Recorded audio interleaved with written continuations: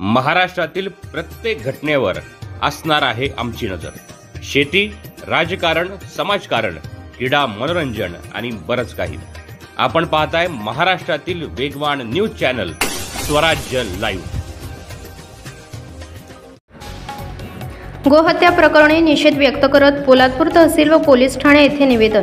2 दिवसांपूर्वी महाड तालुक्यातील इसाने कांबळे येथे गोहत्या झाल्याची माहिती पोलादपूर येथील गोरक्षकांना समजल्यानंतर गोरक्षकांनी पोलिसांच्या मदतीने इसाने कांबळे येथे छापा टाकून प्रकरण उघडकीस आणले। यावेळी तेथील जमलेल्या मुस्लिम जमावाने गोरक्षक व पोलिसांवर हल्ला चढवला। यामध्ये एक गोरक्षक जखमी झाला, मात्र पोलिसांनी हस्तक्षेप करत गोरक्षकांना प्रसंगावधान राखून बाहेर काढले। या घटनेमुळे सर्व स्तरातून निषेध व्यक्त करण्यात आला व महाड पोलादपूर तालुक्यात तणाव निर्माण झाला व 5 आरोपींना अटक करण्यात आली असून महाड एमआयडीसी पोलीस ठाण्यात या घटनेचा पोलीस तपास करीत आहेत। दरम्यान बुधवार रोजी गोरक्षक यांच्यासह पोलादपूर येथील प्रतिष्ठित नागरिक यांच्या वतीने या घटनेचा निषेध व्यक्त करत पोलादपूर तहसील कार्यालय व पोलादपूर पोलीस ठाणे येथे निवेदन देण्यात आले।